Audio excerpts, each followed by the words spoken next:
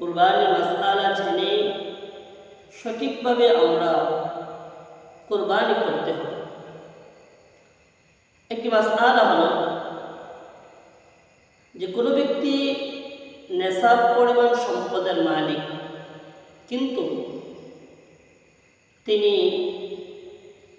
কোরবানি কোনো কারণবশত কোরবানি করতে পারেননি। জিলহজ মাসের 10, 11, 12 এই 3 তারিখের ভিতরে উনি কোনো কারণবশত কোরবানি করতে পারেননি, তাহলে ওনার জন্য করণীয় কি? ওনার জন্য করণীয় হলো তিনি যে কোনো কারণবশত যদি কোরবানি না করতে পারেন, পশু যদি ক্রয় না করতে পারেন, তাহলে ওনার জন্য হলো সর্বনিম্ন একটি ছাগলের দাম যত হয় ওই ছাগলের দাম সম পরিমাণ টাকা গরিব মিসকিন এতিমদের মধ্যে উনি সদকা করে দেবেন।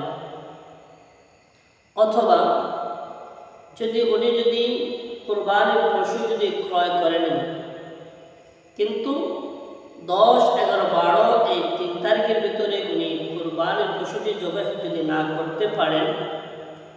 তাহলে ওনার জন্য হলো মাসআলা হলো উনি ওই পশুটি গরিব মিসকিন এতিমদের মধ্যে বন্টন করে দেবেন, অর্থাৎ তাদের মধ্যে দান করে দেবেন, গরিব মিসকিন এতিমদের মধ্যে সদকা করে দেবেন। সেটা তারা যদি জবাই করতে চায় জবাই করতে পারবে, অথবা বিক্রি করে যদি তারা টাকা যদি নিতে চায় সেটাও তারা পারবে। অথবা যদি কোনো ব্যক্তি কোরবানির পশু যদি ক্রয় করার পরে ওই পশুটি 10, 11, 12 এই 3 তারিখের পরে যদি উনি সেটা যদি জবাই করেন, তাহলে ওই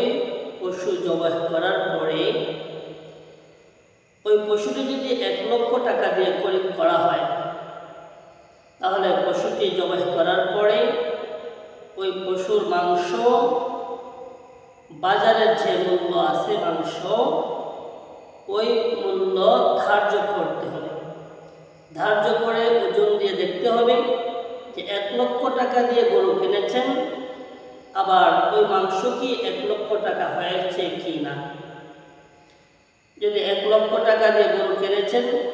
কিন্তু জবাই করার পরে দেখা যায় মাংস ওজন দিয়ে দেখা যায় 90,000 টাকার মাংস হয়েছে, কিনেছেন 1 লক্ষ দিয়ে, মাংস হয়েছে 90,000 টাকা, তাহলে তার জন্য করণীয় হলো এই মাংসগুলি গরিব মিসকিন এতিমদের মধ্যে উনি বন্টন করে দিবেন এবং আরও 10,000 টাকা উনি গরিব মিসকিন এতিমদের মধ্যে সদকা করে দিতে হবে। আল্লাহ সুবহানাহু ওয়া তাআলা যেন